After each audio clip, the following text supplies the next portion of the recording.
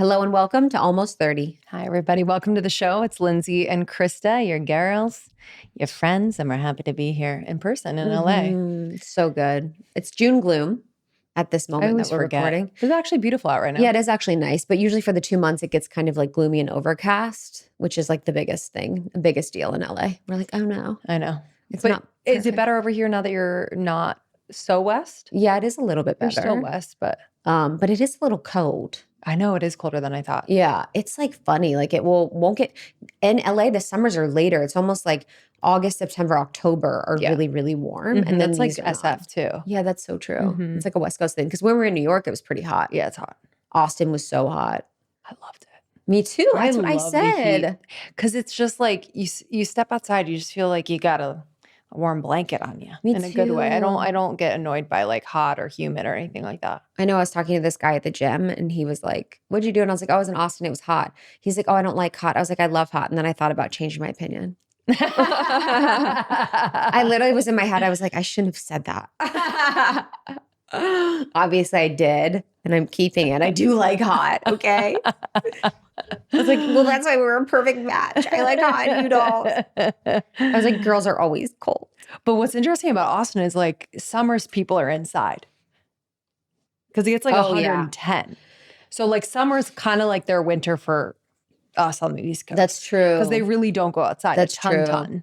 That's true. I mean, yeah. Because it's kind of oppressive. Being in Florida, we were in Florida a lot of my life when I was younger. And like, it is like, so it almost like hits you like a wall. Totally. Where you walk out and you're like, you can't even breathe because it's just so intense. So humid. And you can't wear makeup. You can't even really do your hair. Totally. My hair was crazy. Totally. If it was crazy in Nashville, I can't imagine in Florida. Oh, in Florida. It was huge. My hair was like just puffed out. I don't know what was going on.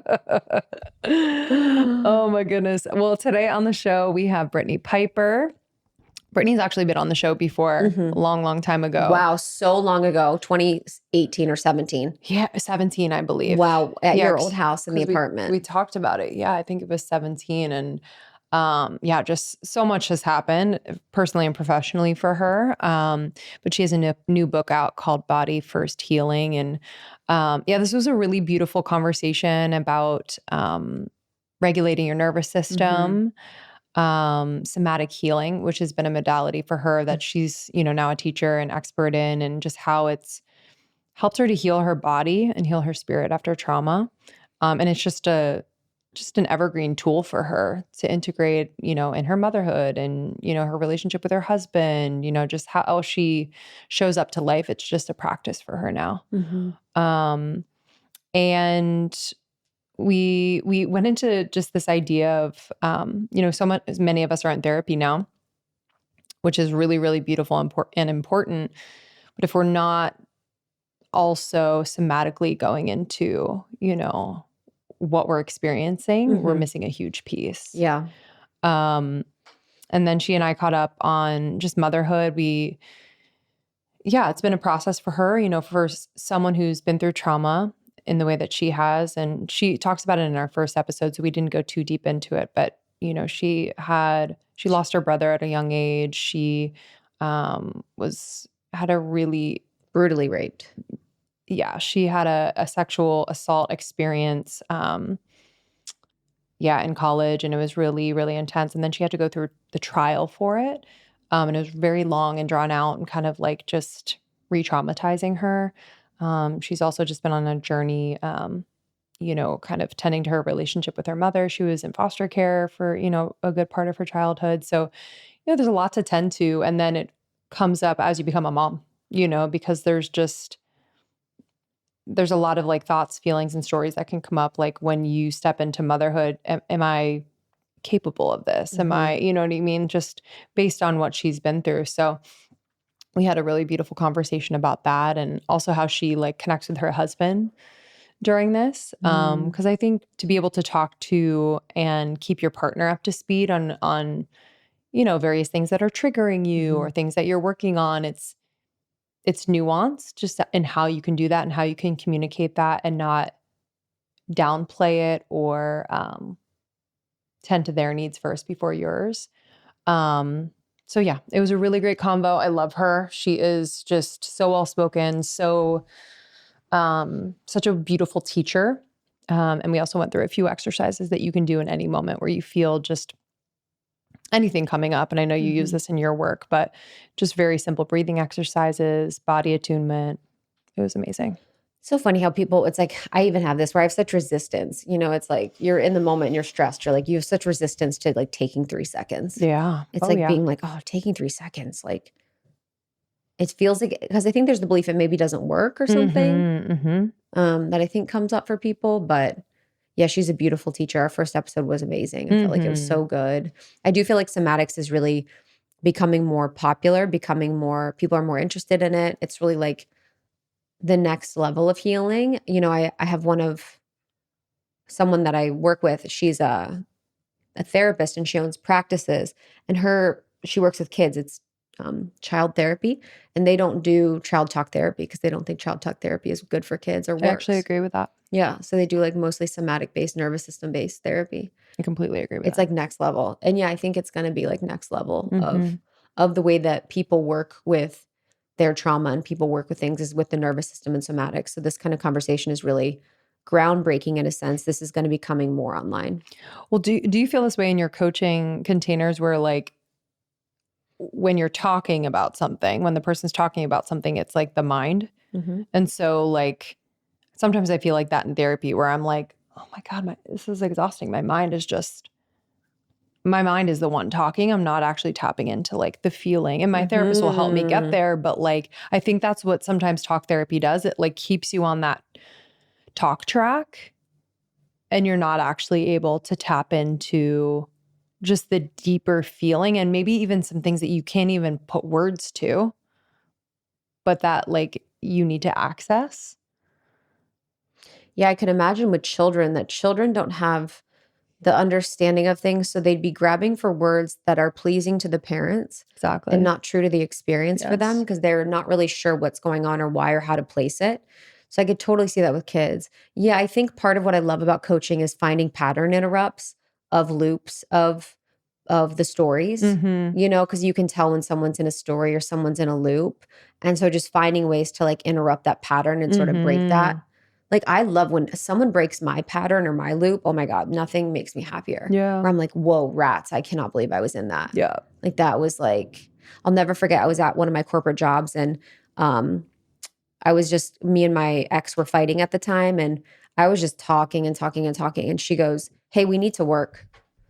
And I was like, whoa, I had no idea. It like snapped me out of it. I had no idea. I was just looping on all this. And I'm like, whoa, thank you for like waking me up out of the freaking psychosis I was in of this whole thing. Like to be awoken from the psychosis is so good. Even though like, I think the first times you're like, I think part of it, the ego can get offended if it's attached to the story. But if you have a good enough relationship with self where you see the breaks from psychosis as a good thing. Yeah. But usually if people are broken from it, they get kind of like disoriented. Yeah. Disoriented. Yeah. Totally. Yeah. I feel like people do that a lot with like relationships where they complain or say the same thing. And it's like, are we doing anything about it? Are we having a conversation with the person? Are we breaking a pattern? Are we stepping away from the relationship? Like what are we doing? 100%. Yeah, like what next? Yeah. I had to like do that with a few friends where I'm like, I'm not going to give you any more advice, quote unquote, or like have these conversations anymore because I'm going to lose my mind. Yeah. Because you're not doing anything different. I do think it's good to reflect back. And I know you do this, but like, and I've had friends reflect that back to me. They're like, oh, I remember a year ago you were saying this. Yeah. That's so helpful for me. Oh, yeah. Like, oh, I remember, 5 years ago you mentioned that this was the thing. So to be like, whoa, this has been a pattern that I'm in is like, wow. Oh, yeah. And there's going to be right timing for things. I have some of those where like, it's been years. Yeah, because I know, there's a tender way to say that. And then there's like, yo, this has been, you know what I mean? So it's like rightly placed. But yeah, this is beautiful. And the new book is called Body First. Body First Healing. First Healing. Okay, Body First Healing by Brittany Piper. And Brittany Piper, you can find her at BrittanyPiper.com. Let's see. Bodyfirsthealing.com. Bodyfirsthealing.com. Okay, for more information about it. You can also search Brittany Piper Almost 30 to find the first episode. Highly suggest if you guys haven't, getting into morning microdose. So morning microdose is incredible. It's ad free. It's 5 to 10 minutes of motivation. All my friends listen to it. They'll all send me like the best morning microdoses they'll just tune into in the morning. So that is just like a gift to you when you can like only have 5 to 10 minutes and you want something that's really inspiring or just a nugget of information. And then we have 800 episodes. So make sure to subscribe, rate and review the show. Send this to a friend. This is how we've grown. This is really kind and helpful when you have something that hits and resonates with you, to share it with someone you love. And you can grab our book, Almost 30, anywhere books are sold online or in person. And you can listen to the audiobook on Spotify, on Audible. We love and appreciate you. Enjoy this one, and we'll see you on the other side. Okay, let's talk about a supplement that's quietly changed my wellness game. It's called Aazanthin. And I've heard about it for a couple years now, but it wasn't until we connected with the team at AX3 Life that I started taking it seriously. And when we talked to the founder and just had an incredible conversation about this just powerful antioxidant. So it's a marine super antioxidant that protects your cells from oxidative stress, inflammation, and even UV damage. So think better skin, sharper brain, more energy, healthier joints. Yes, please. I'll take that.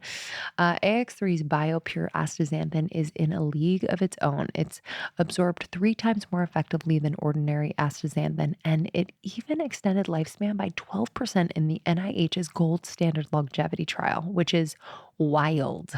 I have a bunch of my friends on it now, and we loved, again, having AX3 CEO on the podcast recently for a deep dive into the science. So check that one out as well. Head to ax3.life and use the code almost30 for 20% off your first order. That's ax3.life and use code almost30 for 20% off your first order. This is one of those supplements that just helps you feel like more you every single day. This episode is brought to you by IQ-Bar, our exclusive snack partner. IQ-Bar is the better-for-you plant protein-based snack made with brain-boosting nutrients to refuel, nourish, and satisfy hunger without the sugar crash. You know the one. These bars are clean. We're talking like no gluten, dairy, soy, GMOs, or weird sweeteners. Just really high quality ingredients that support your body and brain. I've been keeping them in my diaper bag, in the car, in the purse, everywhere, because I love to have these, whether it's before a workout or just like a mid-afternoon snack, or if I don't get to eat breakfast, I'll have this on the go.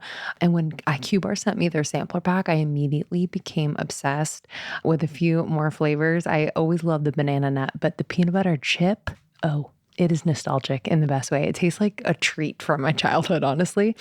And then I also love the lemon blueberry. It's like very bright, very zesty, and so good with like just a little afternoon matcha or whatever I'm craving. But I love how they make me feel. You know, I'm not hangry 20 minutes later. I don't crash. I actually feel energized, focused, and very satisfied.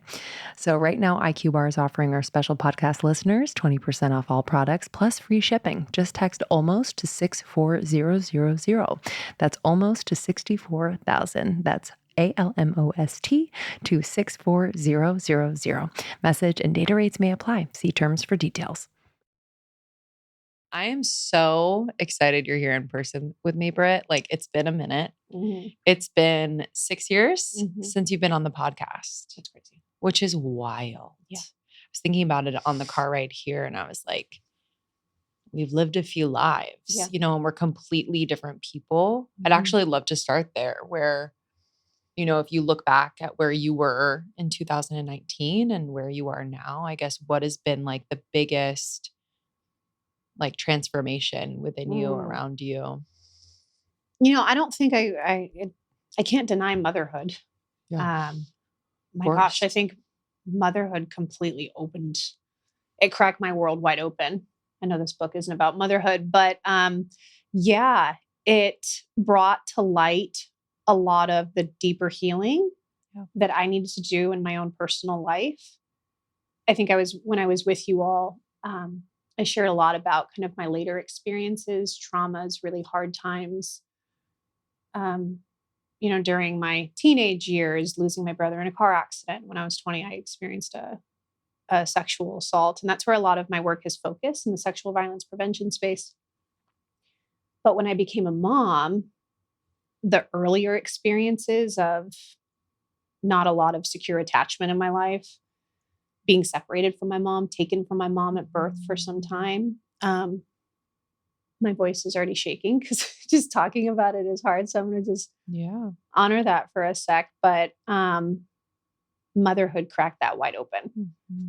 And it's fascinating when you look at the science. I'm sure you've maybe you've experienced this. I'm throwing assumptions here, but when you become a parent, it really mirrors to you a lot of your own experiences because those parts of the brain really light up that maybe the brain has lovingly dissociated or like put off on a shelf because it's like that was a really hard time and maybe we don't need to live there anymore. But in motherhood, your brain regains access to a lot of those memories. So that's probably been my biggest transformation at the time too. When I met with you guys, I remember I was like, oh yeah, because I was looking back, I'm like, when did I go on their podcast? And the first place I looked was just my inbox. I'm like, when were we chatting back then? And I was like, I had sent you guys a number of emails like, hey, can I come on your podcast? Like I was a go-getter back then. Love it. Uh-huh. And I'm not like that anymore. I fell in love with motherhood and I was really surprised by that. But I was already kind of on this career path where things were just going at such a rapid pace. And it's like, how do I slow down this runaway train? Because I'm now a mom and I love it. And I just want to be home with my baby. And then the pandemic happened. And so I was given that opportunity. It was a really hard time, for a lot of us, for a lot of people. But in some ways, I was also gifted this opportunity to be home with my kiddos. And so, so I'd say that was the biggest change. And then career-wise, how that changed is the pandemic meant I couldn't be on public stages anymore. Public gatherings weren't a thing. So as a professional speaker talking about sexual violence prevention and education and healing, I wasn't able to do that. And so I started shifting a lot of my focus to working more as a practitioner, growing my skill set as a somatic practitioner. And then I just fell in love with it. Plus there's so much flexibility in the job. And so that's kind of where I'm at now. It's like speaking is still here. I'm in town. I'm in New York because I have a speaking event later today at a university on sexual violence. But the main work that I do is as a somatic experiencing practitioner. And it just lights me up. I love talking about it. So yeah, a lot has changed. There's been so much transformation and I've just been very open to that process. And then I had another kid too. So that's also another thing. I'm curious, stepping into motherhood, what was your relationship to becoming a mom? You said it kind of surprised you that you loved it so much. And also it brought up so much.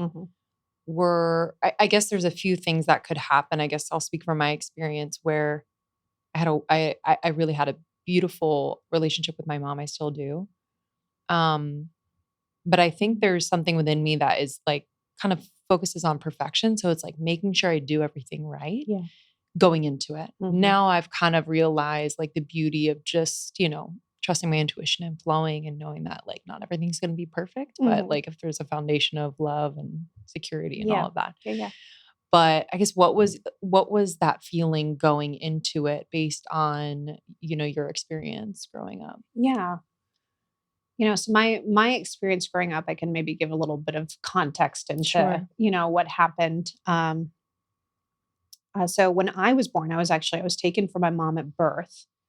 And I was placed in foster care for 3 months because there was methamphetamine found in our system. And my mom was young. She was a young mom. She had already had a 3-year-old at the time. My older brother was 3 years older than me. And, but she was 20 when she had me. And she was struggling. She had been essentially left by my biological father mid-pregnancy, and she was homeless at the time. And so she was living out of a car. We were living off of food stamps when she was pregnant with me. So it was a really sad and hard time in her life. And I think looking back now that I've done the work, I'm like, she was a child raising children, and it explains, and she was on her own, and it explains a lot of how I came into the world. Although I say it explains, but also doesn't excuse, right? Because there's that point of validating both things. And she was doing the best with what she could at the time.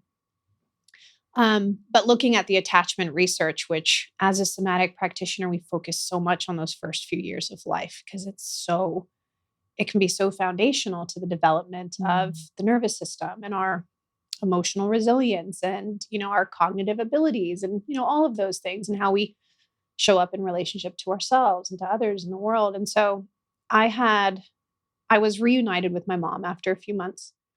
But growing up, there was this sense of detachment from her, emotional detachment. And her way, I think, of kind of moving through life was armoring up, muscling through, not showing when you're having a hard time. And she really turned her life around on paper, is what I like to say. So, like, she made a name for herself. She is incredibly successful. And she's very accomplished. And in many ways, though, her work was her escape. It was, it went from substances to now work. And we had a conversation a few years ago because I started having these panic attacks when I would start traveling for work. Like when the pandemic kind of came to an end, I'm like, okay, I got to leave the nest. I would start getting these crazy panic attacks on the way to the airport. And I had never had panic attacks before. By the way, I'd also lived and worked overseas in rural conflict countries. I was a documentary photographer for a while. And I'd be gone for like 3 to 6 months at a time. This was never an issue. I'm like, what is happening? And so on one of my trips, I had this kind of aha moment of, oh, it's me leaving Noah. It's me leaving my child. And I had this flashback of like sitting on my bed. I was really young and like just crying and wanting my mom. And so to give some context there, for years. I feel very emotional today. So yeah, please excuse that's me. okay. I've been crying the past 2 days, so we can cry together. When you're talking about mom stuff, I'm like, oh my God, help. Let's just hold hands for a sec. So, for 11 years of my upbringing, she actually lived and worked in another state. So she commuted like Monday through Wednesday. Wow. And although, like, again, I came from a home where it was seemingly safe. There was food on the table. There was a roof over our heads. I'm going to cry with you. Do we have a tissue? This is, sorry, I don't mean to take away from this moment. No, we're good. We're good. I kind of knew this coming in. My heart was so open. And I was oh boy. Thank you. I've been crying every event. Actually, it's funny. I met with my publisher last night and for the first time in person, and I teared up and I looked over here at Jules, who's with us, my wonderful Jules. I was like, how many times have I cried today? She's like, I don't know. We're all just crying today. It's just how it goes. Oh, yeah. Yeah. What's the astrology right now, everybody? Yeah, okay. Right.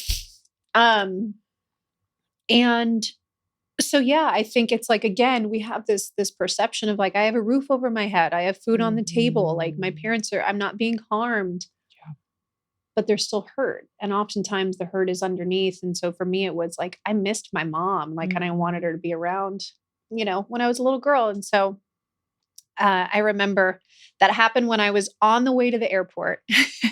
And I talk about this in the book, calling my mom when I landed in San Francisco. And I remember driving over the Golden Gate Bridge and I'm talking to her through the speakerphone of the rental car. And I just said, I think I just realized, Mom, I missed you growing up, and I didn't realize it. Like, I missed you so much. And she told me, though, she said, I just going through what I went through with you, like losing you, like I didn't want that to happen again. And I had this mission and this desire to give you the life that you guys deserved.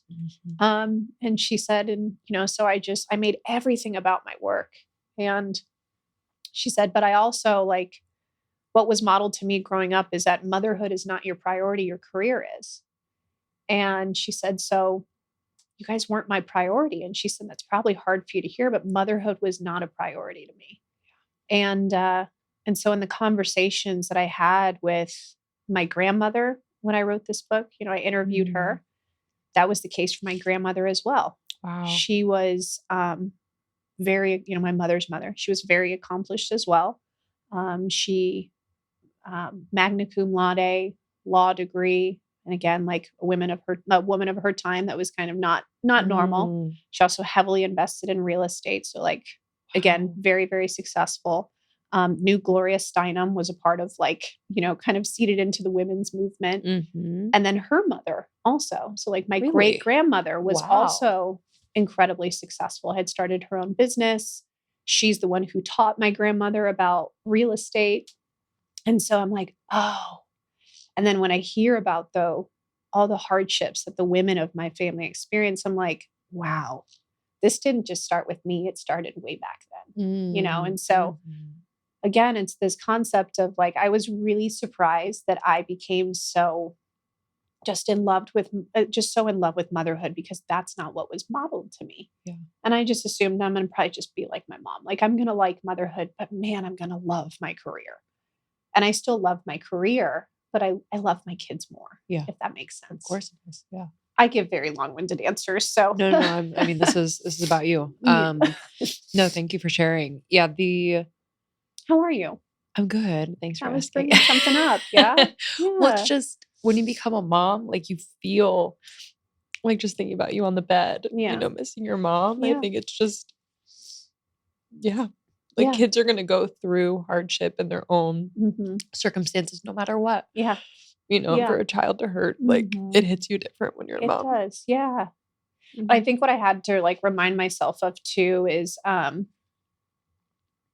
kids are and I think this goes back to the one thing you mentioned about perfectionism as a mom, because I also assumed too, which I did have, I maybe did have those perfectionist tendencies at the beginning. But you were talking about the pressure and the perfectionist, this mentality that we can show up in motherhood. But as long as you're securely there and as long as you're present, that actually matters more. I have an entire chapter in this book about attachment, because again, it is so foundational, but there's one section that talks about this study called The Good Enough Mother, and essentially found that as long as you are attuned with your kids, that you will mess up, that there will be times where you don't get it right, or maybe you raise your voice, or maybe you didn't have the right thing to say, or you just didn't know how to help them. But they say as long as you're attuned and as long as you get it right, only 30% of the time, your kids will still come out securely attached and regulated and resilient. And the example that I gave in the book is like, when you think about a baby, how often are moms or parents or caregivers, whoever, attuned to, you're crying and I don't know why. So I'm going to change your diaper. You're still crying. I'm going to give you a bottle. You're still crying. I'm going to change your clothes. You're still crying. I'm going to take you on a walk. Oh, now you're okay. So it's less of like the baby doesn't like remember that, oh, you got it wrong all those times. It was more so this attunement, this sense of I am with you in your discomfort and I'm going to help you figure it out, even if I don't get it right all the time. Yes. And so that gave me permission as a mom. When I started to look into the research, I'm like, it doesn't have to be so much pressure, but also our kids are incredibly resilient. Yeah. Yeah. And so there can be hurt, but there can also be so much growth and healing that happens. And that, so anyways, motherhood it's just opened me. Yeah.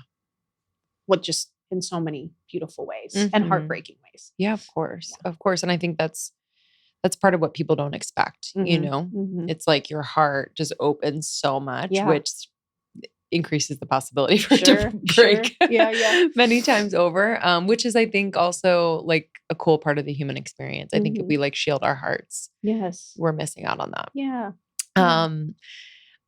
So one thing that struck me, I mean, so many things struck me in the book, but one thing I want to kind of pull to this moment is just this idea that we are living at a time and a state of our society where people are like very stuck and in survival mode. And I don't know if people would relate to that. I'm not sure, but I guess how would you describe that related to the nervous system, related to, what we see in society as far as like what success is, just kind of like bringing together that image, because I think a lot of people are running their lives in a way that is unsustainable. Yeah, absolutely.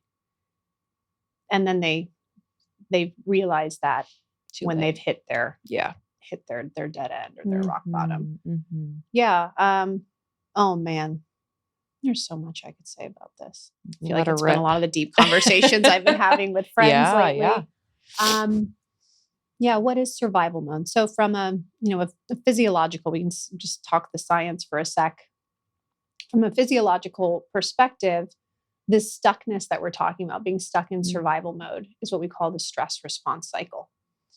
So when you experience something in your life that feels triggering or stressful or activating, and those are all synonymous, same thing. When you experience something that feels that way, what happens is your body autonomically goes into a stress response cycle.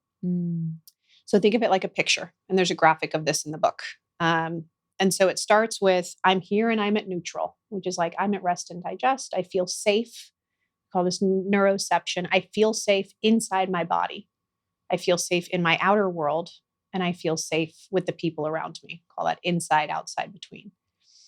And so in moments where we don't feel safe, either internally, like my heart is pounding, or my stomach is in knots, or I don't feel really present in my body right now, or I don't feel safe outside in this environment that I'm in, which the world that we live in feels very unsafe for a lot of people right now. Or I don't feel safe with the people around me, and we have very surface level relationships now. We're very disconnected. And that's one of the things I've noticed being here in the city. We did a silent walk yesterday at our meetup, just to see what it would be like to walk through the city in silence as a group. No headphones, no phones, no talking. And what came up at the end was the sadness that we felt as a group, because there was this lack of eye contact, this lack of connection. I get emotional talking about it. It's so sad to me that there aren't these like bids for connection anymore. Yes. And we thrive in connection. Like we are primed for connection. We grow, we become resilient in connection, in attachment. And so anyways, I'm getting off on a tandem, but when we don't feel safe, either inside, outside, between, and again, this is not when we think we're safe. There's what we think, and then there's what we feel, which are two separate things. When there's something that doesn't feel safe, which we call the felt sense, your stress response cycle initiates.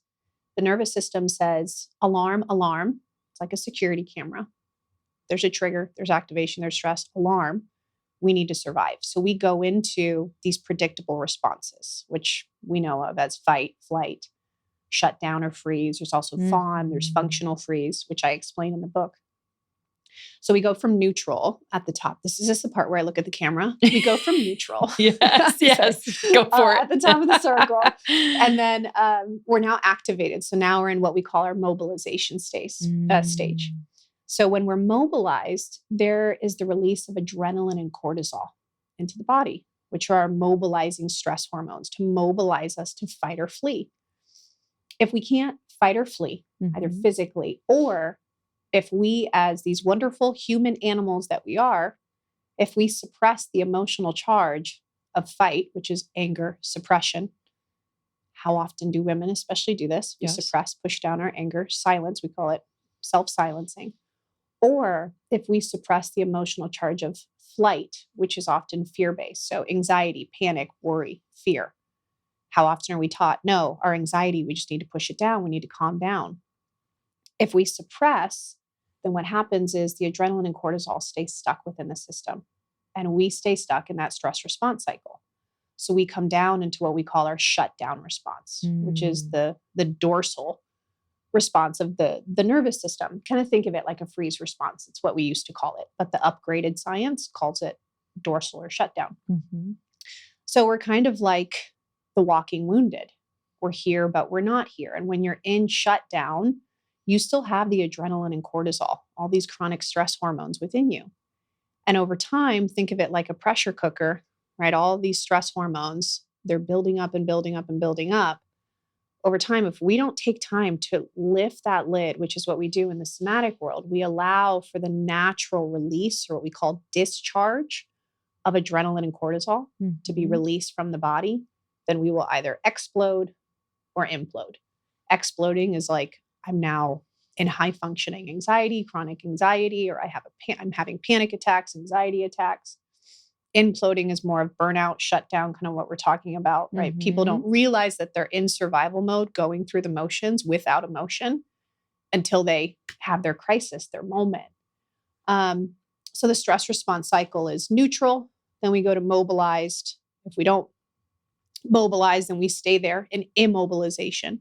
From mobilize, we then go to discharge. Now the body discharges, right? So and that can look like, in the somatic space of, as I'm with the anger, like, what do I notice? Like, rather than pushing it away or reaching for something, my phone to distract me from this frustration, or, foregoing that boundary that I want to set with this person right now. That's healthy aggression. That's a healthy fight response. Instead of being like, what does this feel like in my body? Can I be with this? Can I notice the heat? Can I notice the rising that comes and the clenching in my jaw?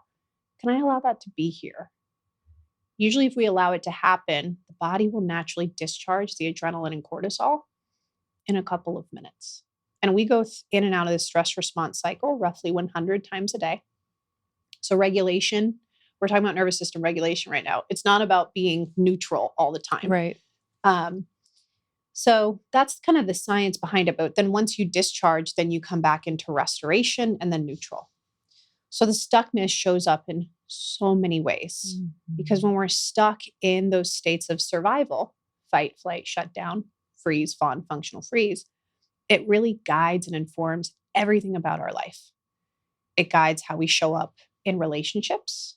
It guides how we feel in our bodies. There are intense changes in the physical body that happen from state to state.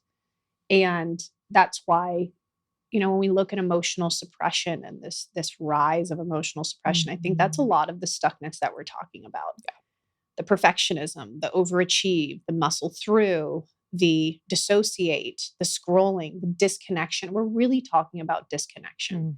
We're not connected to our primal nature, to the body, to our emotions, to our intuition, to our gut instincts, right? And we're suffering because of it. Yeah, I think what you reference in the book too, just how animals are able to do this. And we have that as well, but because we have the mind, the mind says something about, if we have a response, say we're at the office, we can't just get up and like shake it out. Yeah. We could actually. We actually could. Yeah. But we say we can't. Yeah. Can you actually describe that, what animals do in the wild? Yeah. So a lot of that work is based off of Peter Levine's work. He's the developer of Somatic Experiencing. So Somatic Experiencing is a trauma resolution modality where we take a body first approach to healing trauma. We focus instead on the body and body memory rather than cognition and narrative memory, which is what a lot of conventional therapy does. So we track, how is trauma still stuck in the body? How is it showing up? And Peter's early work, so I am a somatic experiencing practitioner, but Peter's work, his research started back in the 70s. And he was studying at the time, not just psychotherapy, he's a psychotherapist, and, trauma resolution, but also either ethnology or ethology. I say this all, I never get it right. It's all good. Whatever the study of animals in the wild is, that's what he did. And he found that animals in the wild have identical nervous systems to human animals. And so it posed this really interesting question for him of, why do animals in the wild, although they are routinely faced with threat, like every single day, they're always in survival mode. Why do they not get the same symptoms, physical symptoms, emotional, hormonal symptoms that we get? Why do they not remain stuck in that stress response cycle? So he observed that animals in the wild, when they go into a stress response cycle, their body will naturally mobilize and discharge all of the adrenaline and cortisol. This can happen through shaking, trembling, emoting. And if you just go to Google, YouTube, type in animal discharge, you will see some of these things. And so we experience that as well in our body, whether it's, every time I go on stage, I still have a little bit of trembling in my hands, or the way that our diaphragm pulls up and it's hard to breathe, or the way that, oh, if we hear something that triggers our nervous system, it's this sound that reminds us of something that happened to us.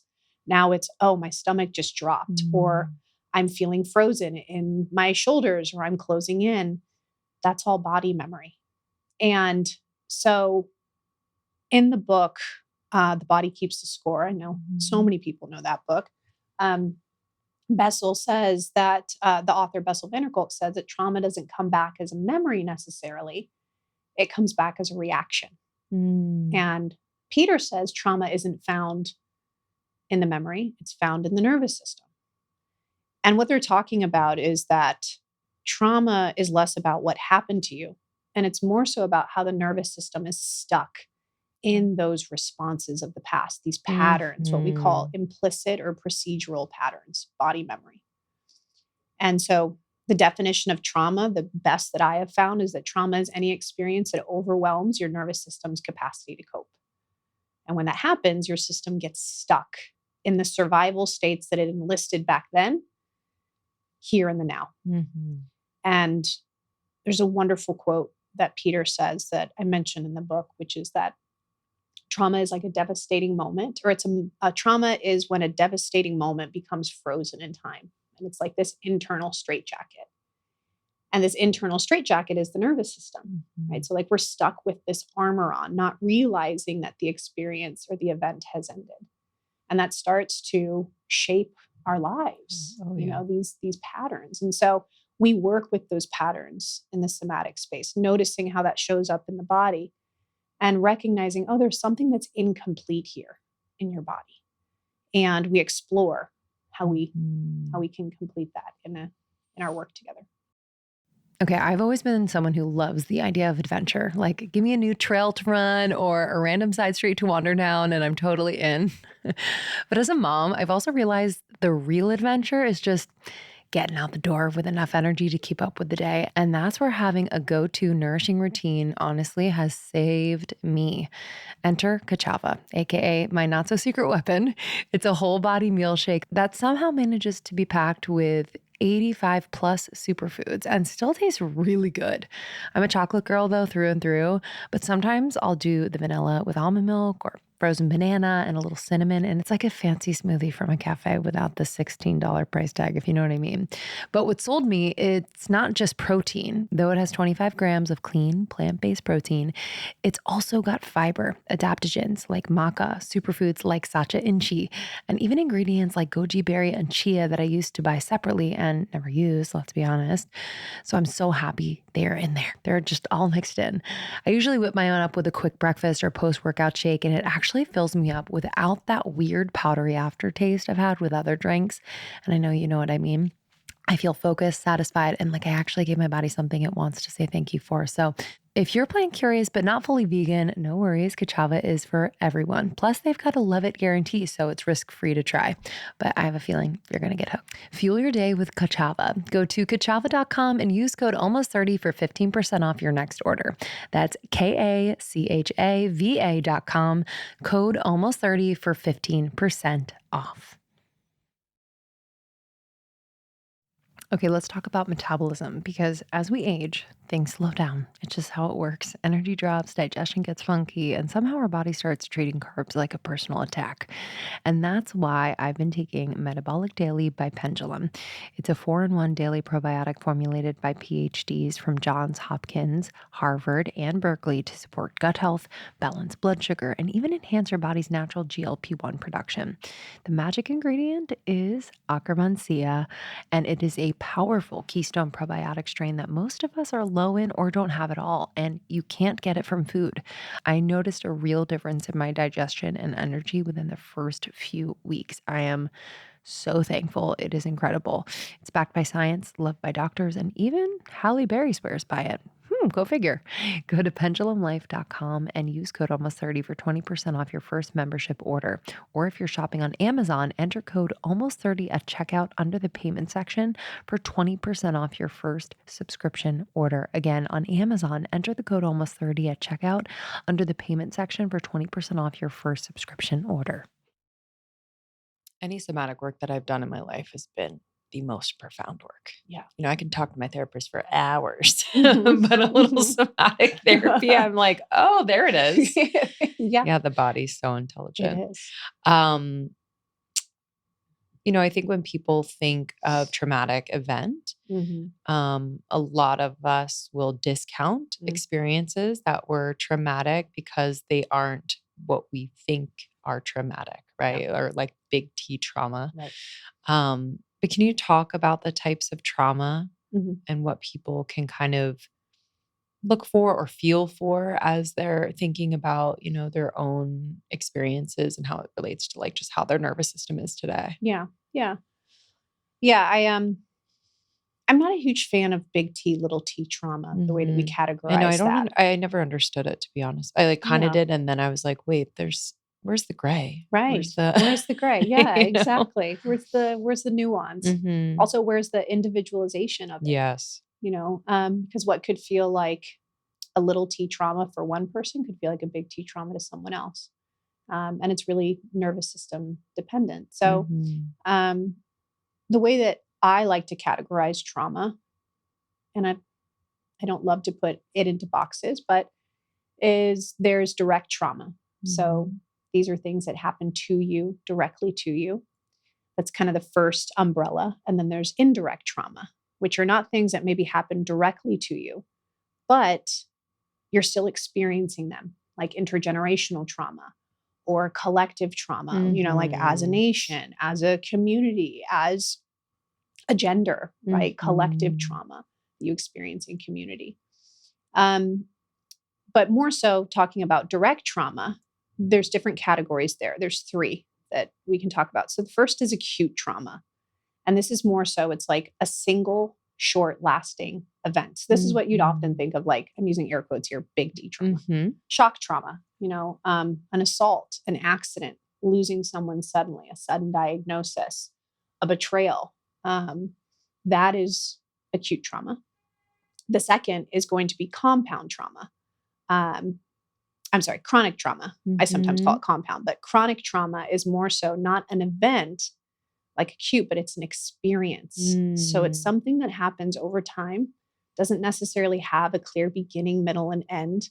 So these could be like cycles. So, like a cycle of abuse, a cycle of neglect, living in an environment where there's lack of security or scarcity to food, resources, shelter. That is chronic trauma. And chronic trauma often goes underlooked because we have this big perspective, this misconception of what trauma is. Oh, well, it wasn't, it didn't leave a crater in your life, or it didn't happen out of nowhere. So, Right. yeah. So it often goes, what I would say is like almost undiagnosed. We don't realize that it's there. That was the attachment experience for me. Mhm. And because I was focusing so much on losing my brother and the assault, which were the acute traumas. And then as I started to do the work, then I'm like, oh, there's other things here. Yeah. And Mhm. and what you often find too is, there's a lot of research that has come out about soldiers, what differentiates a soldier who will go through the same experience as Mhm. another, but will end up with PTSD, whereas the other one doesn't.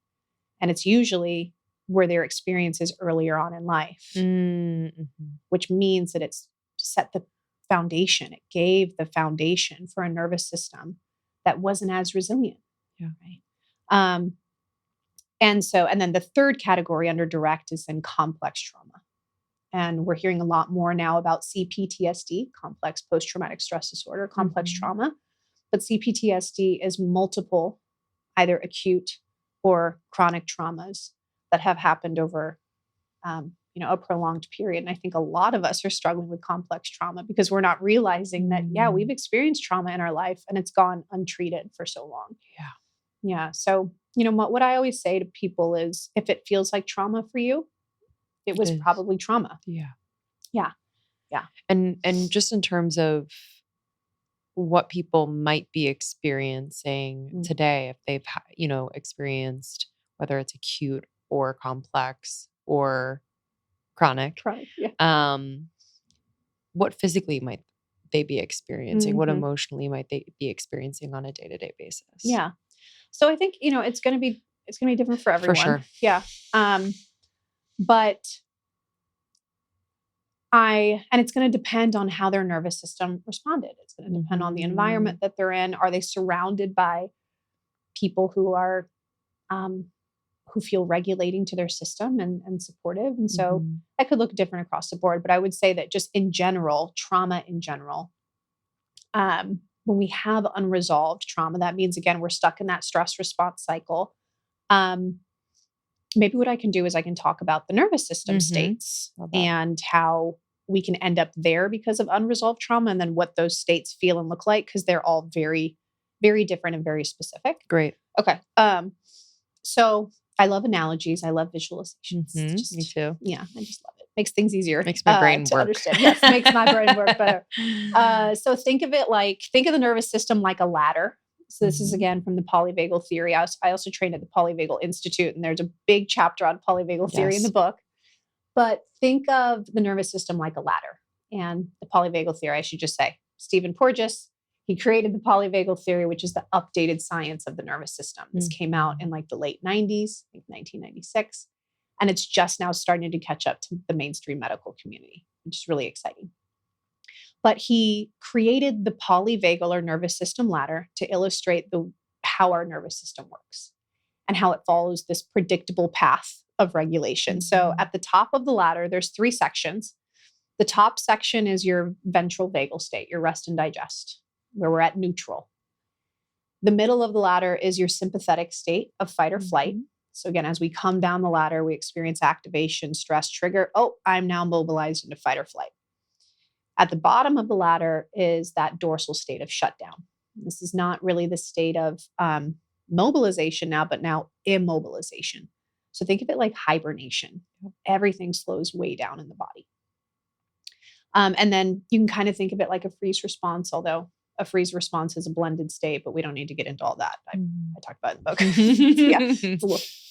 So when we're stuck in these states, your flight response is going to feel very fear-based.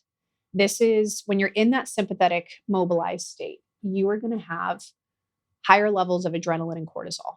And so what also happens is everything in your body increases.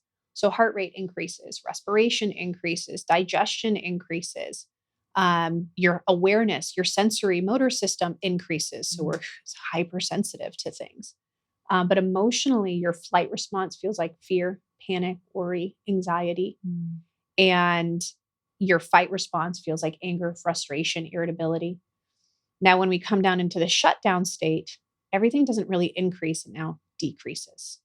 So, for instance, your adrenaline and cortisol, it is still within the body, but your blood motility now is now not going out to your limbs to mobilize you to fight or flee. It now goes inward to the core to keep your vital organs warm and prepared for hibernation. So we feel lethargic. We feel like we have lower circulation. We feel colder. You experience here a lot of chronic fatigue, chronic pain, fibromyalgia, digestive issues as well. And emotionally, it can feel like a lot of sadness, hopelessness, despair, shame, grief lives here. And so, yeah, that's kind of what that looks like from a, physical, emotional perspective. Yeah, that's super, super helpful. Yeah, I like that we're always bringing it back to the nervous system, because I think the more people understand just how important this is, I think we're in a time where, we have the supplements, we have the exercises, we have the lifestyle choices that we think are going to be the thing that make us feel better mentally, emotionally, physically. And often we're just not getting to the root of things. So I'm glad we're coming back to this over and over. So you said earlier that, in terms of the nervous system, we don't want it to be perfect and always neutral, having no response at all, but we really want to build a resilient nervous system. How do we do that? Great question. Such a good question. And also, we can kind of thread into this conversation, raising children with resilient nervous systems. I think they're resilient by nature, as we were talking about earlier, but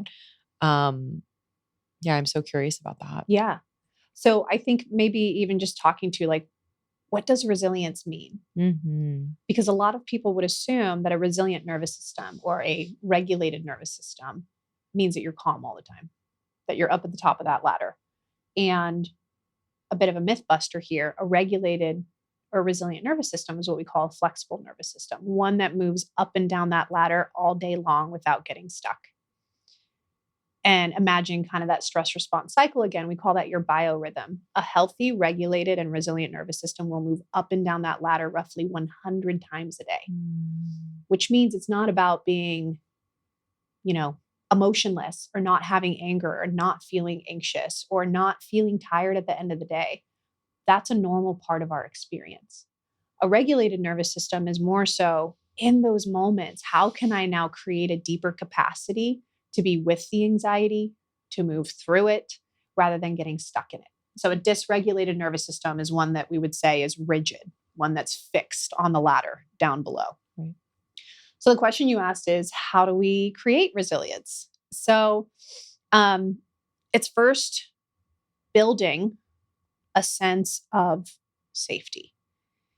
So when we're stuck down in those lower parts of the nervous system, that means that the nervous system, it's like, again, a security system that's constantly alarming for danger, even though it might not be there. And so, again, stuck in kind of these old patterns, right? And so the first thing that we actually have to do is we have to build up this felt sense of safety. So rather than scanning for like threat, we now have to intentionally start to bring in, like, is there something that feels safe right now in my environment, in my body, or with this other person? And so it might be something as simple as like, and it could just be neutral, right? Like noticing, oh, there's like some gray behind these panels, or like noticing the grain on the wood here, even noticing this rock, this crystal. And if I were to take time to just feel it and feel the grooves, what that does is it slows down my nervous system. And it's like, oh, there's something here that's not a threat. And so we call these neuroceptive cues of safety. And as you do that, it starts to like turn down the alarm of the nervous system, which naturally allows us to come back up. So that would be step number one. Step number two is then creating a greater capacity, not just to be with what feels good, like we're talking about, but also creating a capacity now to be with what doesn't feel good. So in moments where my nervous system just touched down into a little bit of anxiety, how can I create space in my body to recognize that that's here and then allow my body to move through it? So rather than what can I do to make it go away, it's, I call this the experience, express, expel. So how can I first notice the somatic experience in my body? So what sensations? How is my body showing me it's anxious right now? My heart is beating. My armpits are sweating. I'm feeling really fidgety. Okay, there's some anxiety here. And if I allow that to be here, what happens next? So as we experience, we often notice that the body knows how to express and expel that adrenaline and cortisol. So maybe it's, okay, now that I'm taking a moment to be with it, now there's even more sweat and there's a flash of heat that just went across my chest. Or now it's, as I put my neck up and there's a little bit of a vocalizing that comes through. There are little ways all throughout the day that our body is naturally discharging and letting things out, whether it's just a quick shake or a move, or these micro movements that happen. And what that means is we're now, we just discharged. We're lifting the lid of that pressure cooker, allowing the adrenaline and stress hormones and cortisol to come out, which means now we come up to the top of the nervous system ladder. And so we often think that it's about keeping that lid down, pushing it down, which again, over time just wears us out and makes us worse. So the resilience is less about like, what tools can I do to regulate? What practices, what self-care things can I do to make myself feel better? And it's more so about less regulation and more relation. How can I relate to my emotions when they come up? How can I relate to that tension that I'm feeling rather than pushing it away and warring against my very natural experience? If I just welcome it or get curious about it or connect with it, my body knows exactly what to do to move that through me. And I think we're kind of stuck in that time now where, again, we're always reaching for answers to fix ourselves, which then just creates these attentional networks in our brain that like my body or my life is the thing that I have to war against, which just increases our stress response cycle. So it's more about like connecting with our body again and realizing we've had the answers all along. Yes. Yes. I mean, that's been some of my like deepest work is I feel like in my 20s, I was so disconnected from my body, which was giving me signals all the time. I know everyone's I know. It was giving me signals and messages all the time about who I was dating, what I was putting in my body, who I was surrounding myself with. And I was just like unable to have that conversation with my body and really listen. Yeah. And once I reconnected with it, you know, I could never go back. It's just such a deeply profound relationship that, like you said, it will give you most, if not all, answers that you need. What does that look like with your kids? So, you know, there's kind of like my son's a year and a half and we're stepping into the, you know, when was 8 meltdowns a day. He's August 23rd, 2023. Okay. Yeah. Shia was July 1st. So they're not too far apart. Cool. Yeah. That just the natural developmental stages that happened and what we think about them or say about them or how we want to fix them. It's kind of what I'm moving through. Yeah. But then also just being mindful of, you know, how we hold space around that and how that's related to the health of their nervous system. Absolutely. I could talk about this. I know. We could all day. I want to hear about it all day long. Because I think like you, like I'm in it. Yeah. We are both in it. So, you know, learning about nervous system development, brain development has been so fascinating and also very validating for me as a parent that, because, you know, I don't know how we got this way, but we often look at our children's big emotions or their behaviors as like a sign of how we're doing as parents rather than just, like where'd that come from? You know, it's like, I don't feel it as much, but I see other, whether it's like the older generations kind of taking that. I don't even know. Go ahead. Or even, like being out in public and you see that a kid is having a little one who's clearly a toddler, like, you know, below 5 years and doesn't really have emotional regulation tools yet. And they're having big tears. Noah's like that. You know, when he cries, he feels safe enough to cry in public.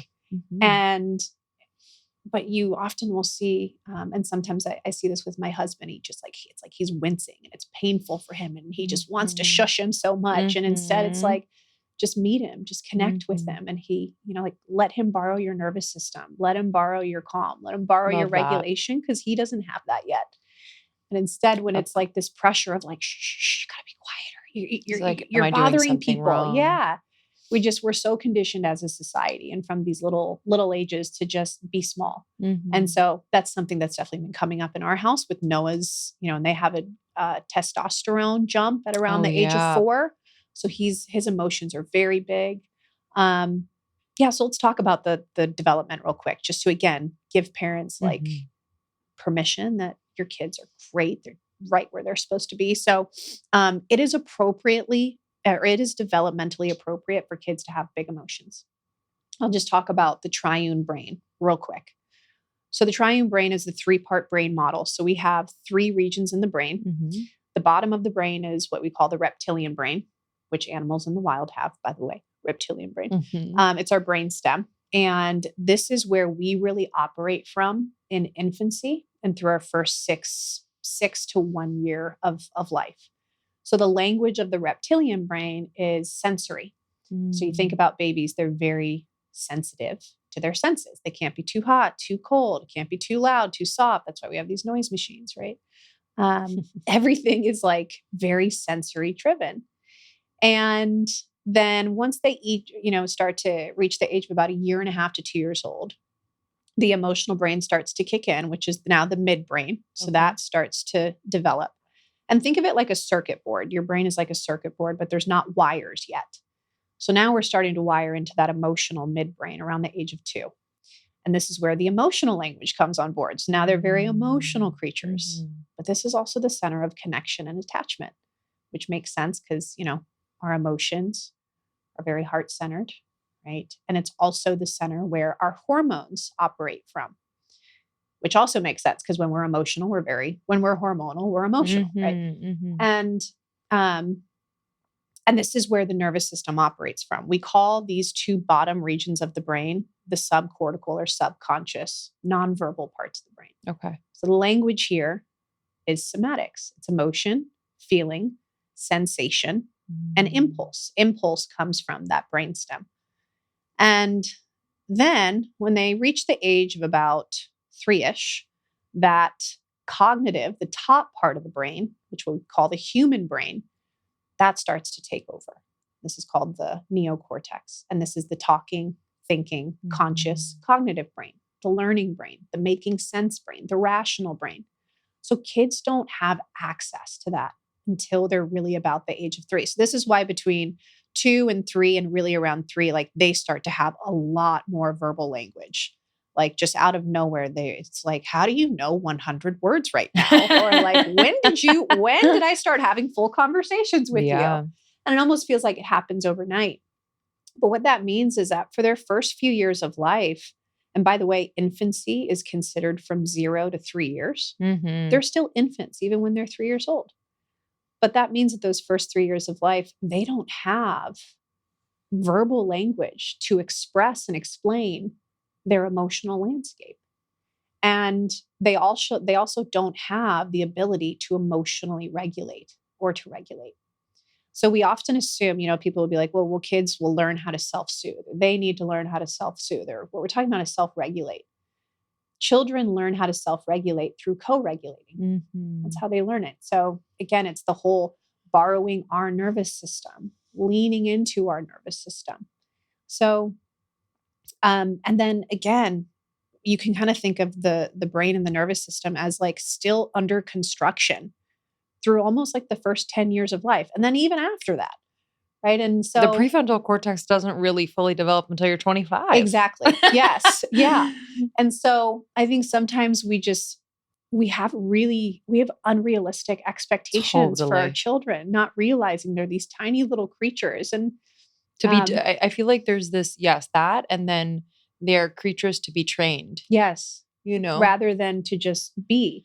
Yeah. And it's funny, the ride over here, I was talking with Jules about a conversation I had with my husband last night.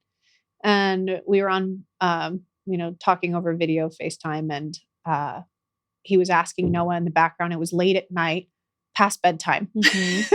Past bedtime. Time with dad. Yeah, but dad's figuring it out on his own. And he's telling Noah, clean up your toys, bud. Clean up your toys. And he keeps just saying it. And I'm like, honey, grown adults have a hard time just cleaning their closets or cleaning their bathrooms. You're asking an almost 4, and you're getting frustrated with a 4-year-old. And my goodness, I get frustrated too sometimes, but it's just that reminder of like, we expect so much from them, and just that reminder, he's like, yeah, you're right. Yeah. How have you been able to have that continued conversation with your husband and him be receptive to it? My husband's very receptive, but I feel like he grew up with a single mom who it was like a dictatorship, because it had to be. Yeah. So I think he has that as a model. Yeah. And it worked for them. But I think just moms and dads have a different approach. So how have you navigated that? Yeah. It's been a delicate dance. Totally. And it's not pretty and it's not perfect. And it's been a lot of like figuring it out as we go. But I think that when Noah was born and in the first few years, he just really trusted my intuition. Yeah. And I think that as he saw that Noah was really just the sweet, calm, really present little boy, I think he took that as proof that, like, I guess she knows what she's talking about. I know. I'm just going to let those pudding. moments like archive and for you to bank them. So I'm like, proof is in the pudding. And it's hard because, being a somatic therapist and also, having so much training in these topics, I also don't want to come across sometimes as I'm like pathologizing him. And that's hard. That can be difficult. But I will say that sharing with him, what's helped is not when I am trying to, I'm using air quotes, teach my husband a lesson in the moment when Right. we're in the middle of a rupture, when we're in the middle of a meltdown. Mm-hmm. That is not what I'm trying to get my point across. Yeah. What is actually I've found to be helpful is in the moments after where we're in the calm, we're normal, Yeah. things feel neutral in our life. And it's like, Yes. hey, there's this one thing I've been noticing lately. Like, can we talk about it? Mm-hmm. You know, because we're already in this place where like our nervous systems are in a place of like reciprocity and co-regulation, and we're more primed to like have open dialogues. But when you're in the middle of a conflict with a child and you're trying to get your partner on board, it's just not a good time to do that. So true. You know? So I found that that has helped for us. The proof is in the pudding is also a thing. And then number 3 is kind of like educating him. We did a course, Thriving to, what is it? Oh man, I'm gonna find it. I already bought. I'm already buying it in my mind. Whatever course it is. There's I will find it, but you know, because I know all this stuff. I know all this stuff, but he doesn't, and I knew that he wouldn't want to learn it from me. So we did like a little toddler course together. Love that. It's also oh man, is it Big Little Feelings? I think it was their Big Little. Oh yeah, Big Little Feelings. Big Little Feelings is great. I'm shouting them out right now. Great. They have an online course for parents and it's super easy to understand. It's digestible. It gives you the science of brain development, what we're talking about right now, and then tangible tools. And so I think him hearing it from experts rather than me also helped. Yes. So like, I think having the support and the resources and knowing where to look can be helpful.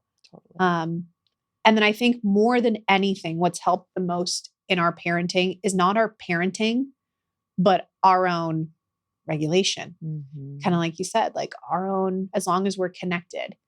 And that's what we're talking about is that secure base and attachment, is that like we can get it wrong.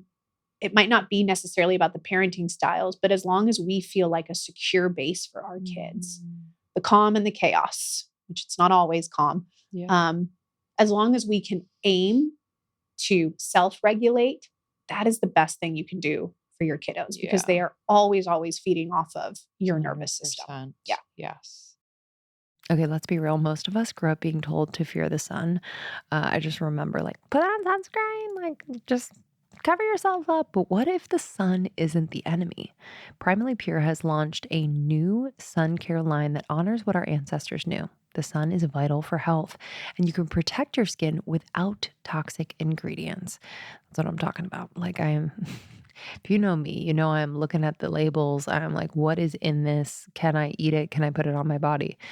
Their sun cream, sun stick, and sun lip balm are made with real nutrient-dense ingredients like grass-fed tallow, mango butter, and beeswax. It's mineral-based, seed oil-free, reef-safe, and actually feels good on your skin. There's no white cast. It goes on just so nicely. I use the stick on Maverick, so I'll take it on walks with us whenever we go outside. The cream I'll use before long walks and just like anytime I'm on vacation, out and about. And the balm lives in my bag. It's sun protection that works with your body, not against it. So go ahead, chase the sun, soak it in, and know you've got protection that's safe, nourishing, and truly clean. Sun fear ends here. Check out Primally Pure's new SPF line now at primallypure.com and use the code almost30 to get 15% off your Primally Pure purchase. That's PRIMALLYPURE.com and use the code almost30 at checkout for 15% off your order.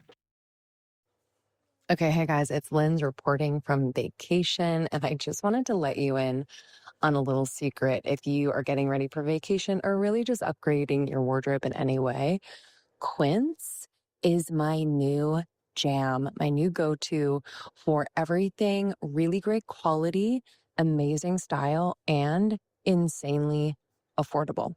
So let me bring you in on what I am currently literally wearing in this moment. I'm in the bathroom in our hotel room. I was like, babe, I gotta talk about this for a second.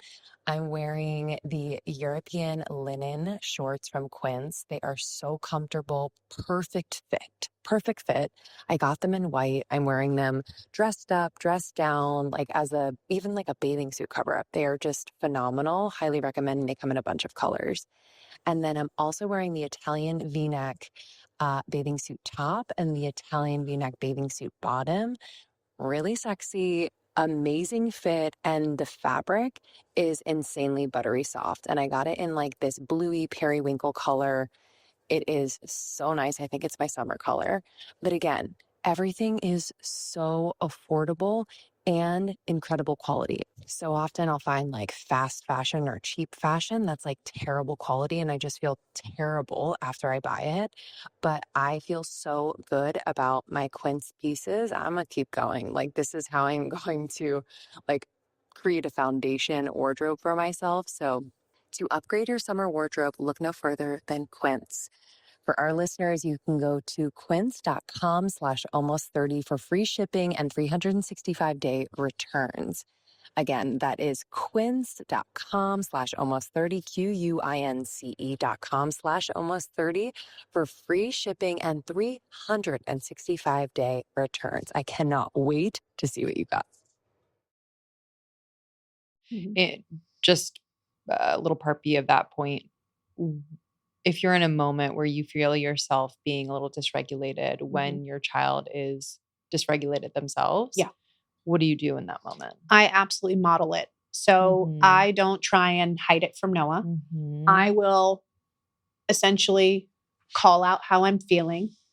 I'll say, I'm feeling a little, and I will name my feeling, So I'll say, I'm feeling a little angry right now, or I'm just feeling frustrated, or I'm feeling overwhelmed.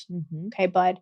I'm going to take a moment. And usually what I'll do is I'll take a moment. I might go to like another part of the room and I'll do some kind of somatic practice. So if I'm feeling angry, I might just like clench my fist and go like, for a moment.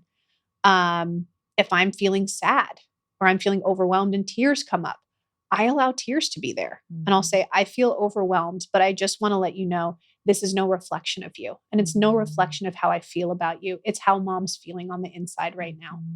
And my emotions feel big. And so I'm going to let them out. And so I kind of just let them know what's happening. And I model that.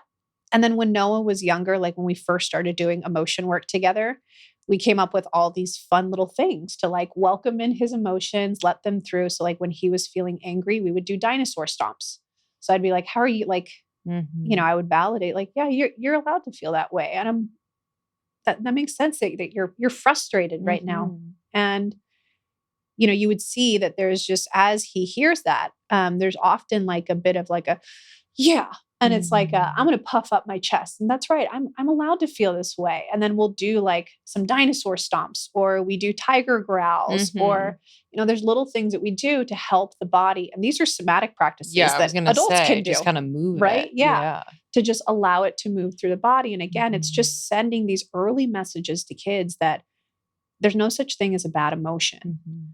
What's not great is what we do with our emotions. And sometimes when we hold them in, they can turn into, almost weapons, right? Against ourselves. And I always say like anger, when we bury our anger, we bury it alive, and it either works against us or it spills out onto other people. But when we allow permission for, I'm feeling this right now and I'm allowed to feel this way and my body knows how to move through it, that creates a lot of emotional resilience. So I try and practice that when I feel dysregulated. And again, it's not that we want to feel calm all the time. It's again, that recognition that we feel dysregulated and we feel activated all the time. Right. It's just about what we do with it. Yeah. So good. We should do another podcast on parenting. I could talk about it.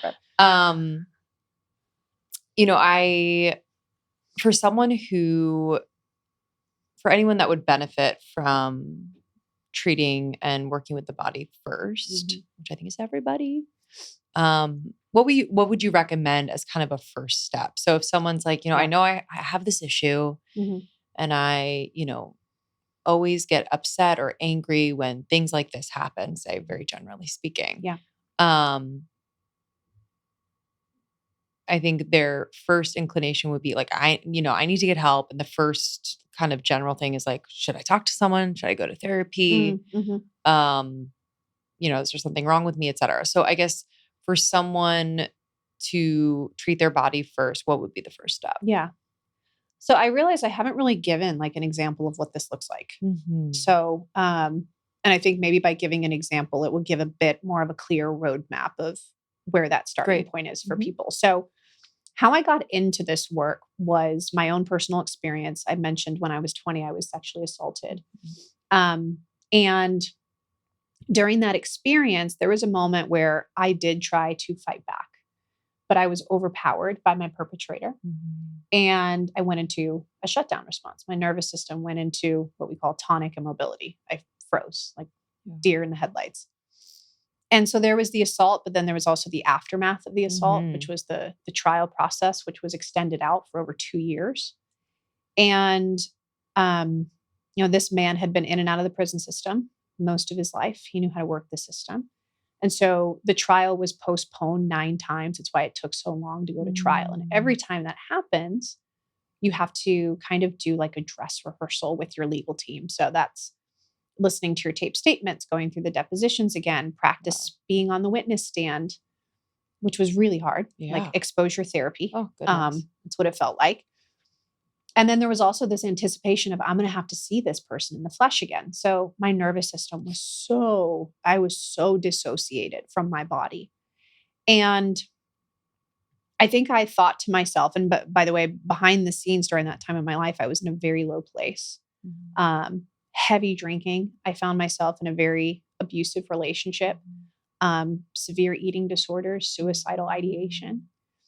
And I think that I thought, once he gets convicted, if he gets convicted and sentenced, my life will go back to normal and I'll be okay. But during those 2 years, I would have moments where when I was drinking, I would get violent, which was not in my nature, had never been in my nature. And that was my nervous system trying to complete that fight response from the experience. I didn't realize that at the time. So anyways, he was ultimately convicted, sentenced to 60 years. You would think that I would feel better. I did not. I actually felt worse. And the reason for that is because my nervous system it didn't have to go through these dress rehearsals anymore.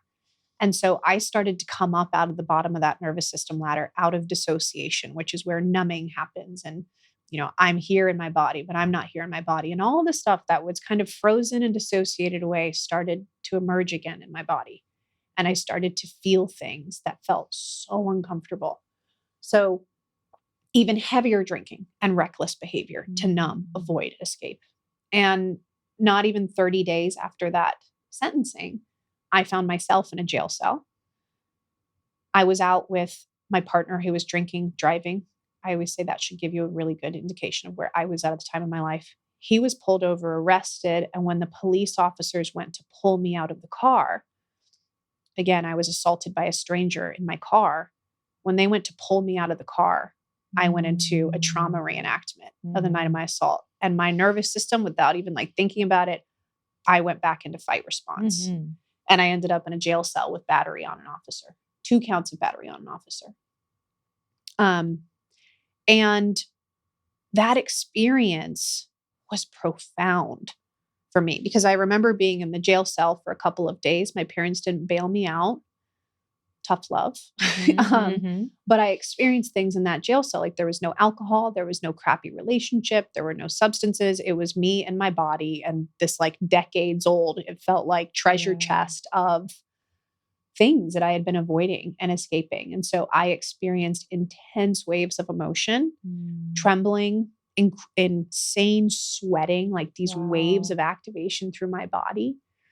And then I went before the judge a couple days later and she said, I know who you are. She knew me from my case. And she said, we're going to drop the charges, but you need to learn to live with your pain better. And she didn't say, get over it, get past it. She said, learn to live with it. And I realized that for most of my life, I had been doing what I was taught to do by my parents, which is we get up, we move on, we buckle through. And so that's where my entrance into the somatic world began. I was seeing a conventional therapist at the time. I had been for years. I was on different medications for anxiety, for PTSD, for depression at different points, and it wasn't helping. And I remember telling her, I feel different in my body. following this experience, I feel so different. And she said, work with a somatic therapist. And you would think that the work with the somatic therapist was, yeah, we need to like work out some of this anger that had been stuck in your system. Let's go back to that night and let's move through that. It was less of that. It was actually, can we create small moments in our sessions together to just touch into anger? And so I always use the analogy of like a pool. In conventional therapy, you often imagine people are thrown into the deep end of their trauma. We're like expected to just talk about the deepest, darkest things that have happened. And for some of us, that's what we want to do because that's what we think we're supposed to do. But that can actually activate your nervous system more and cause more harm than good. And so instead, in the somatic space, we walk you into the shallow end. So we won't throw you into that experience. We'll instead say, hey, if we're talking about anger, what was a moment recently that felt frustrating for you? Or you felt a little pissed off by something? Yeah, that email that I got from my boss actually like, oh, that pissed me off. And it's like, yeah. And I just noticed like there's a look of like, ugh, on your face. Are you noticing that right now? It's like, yeah. Okay, can we be with that just for a sec? Yeah. And what are you noticing now is happening? I'm noticing my heart rate is increasing. Is that okay? Yeah. And now it's, and even as I'm talking about it, I'm feeling it. Now it's like there's tingling and there's pressure in my jaw. I just feel a little like, agitated. And now it's, there's heat rising up in my body. Now my spine is starting to like, I just want to sit up a little bit and take up a little bit of space. And so we be with that for like a couple of minutes and then you touch back out. And it's like, okay, now can we resource and find something that feels a little bit safer to be with? So it's like, we're just going to touch in for a moment and touch back out. It's very slow. It's very gentle. But what you're doing is you're just gently lifting the lid of the pressure cooker. Yeah. And then putting it back down. And then lifting it and then putting it back down. And what you're doing is you're building these new patterns in your nervous system that show you, we call these procedural patterns, that I can be with a moment of anger and not get overwhelmed. Or I can be with a moment of anger and not go overboard. And you're allowing the nervous system and the body to do now what it couldn't do back then in a way that feels gentle and not overwhelming. I don't know why I'm getting emotional talking about it. It's just the cool, like it really saved my life. It did. Yes. And I think what's so beautiful about it is, SE, we talk about it, is that it's a naturalistic approach to trauma healing. And that word naturalistic is, the intention behind that is that we are turning people inward to their natural abilities. Again, we've had the answers to heal and to recover. And it's also recognizing too that like your nervous system isn't broken. Your mind and your body isn't broken. It's actually doing exactly what it knows how to do in order to keep you safe and in order to survive. And sometimes it's just about helping to guide the nervous system and show it, not tell it, because we can't tell it what to do. It has to feel it. We have to show the nervous system what the brain already knows, which is that we're safe. It's past. We can take off our armor. We can be present. We can be with our body and our emotions. It's profound. It's profound work. And I think, like you said, it is a process, and I think people want so badly to fix things or just generally do things so very much fast. Sense. Yeah, especially when it's been so hard and so difficult and things have felt chronic. That desperation makes so much sense. But for as long as it's been chronic, it's like there might be some time that needs, that tending time. Yes, absolutely. That it deserves. Yep. Yeah. Yep. So profound. This has been incredible. Thank you for being here. Of course, I'm so excited about the book. What is your wish? Last question. What is your wish for people who read this book? I would say, wow, what's my wish? That's a big question. I would say that my wish for people is to not harden up against life. I talk about this a little bit in the conclusion. I'm getting emotional again, just talking about it. To not harden up against life, but to soften to life. And I talk a little bit about this tattoo that I have on my wrist, which says, I can't pronounce it. It's in Latin. I don't know how to say it, but whatever it says strong and tender. And it's this reminder to me that like the things that you went through, yes, they can make you stronger, right? Oh, everything makes you stronger, but it also makes you stronger because it makes you more tender. because it makes you softer, because it opens you up. It makes you more Yes. empathetic to the world around you. And so that would probably be my wish for people, is to not allow your circumstances, your experiences to harden you, but to soften you. Mm-hmm. Thank you. Yeah, thank Love you. you. Thank you all It's for amazing. listening. Get the book now, Body First Healing. All right. We love you. We'll see you on the next one. Bye. Thank you so much, Brittany. Again, it's Body First Healing. You can listen to the first episode she did with us by searching Brittany Piper, almost 30. And you can follow her on Instagram, Heal with Brit, Britt. Thank you so much for coming on the show.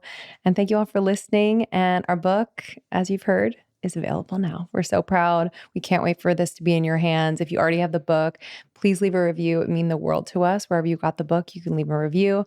And get this for a friend going through any season of change. We know it will be a really beautiful support. Yeah, and we'll see you on YouTube. You can subscribe to YouTube, which we're investing more in. We got our videos there, so you can come see us live in living color on YouTube. Almost 30 podcast on TikTok and Instagram, almost30.com. I'm on Instagram at It's Krista. And I'm Lindsey. I'm at Lindsey Simsick. She is. That's me. Love you guys. See you soon. Bye. Bye.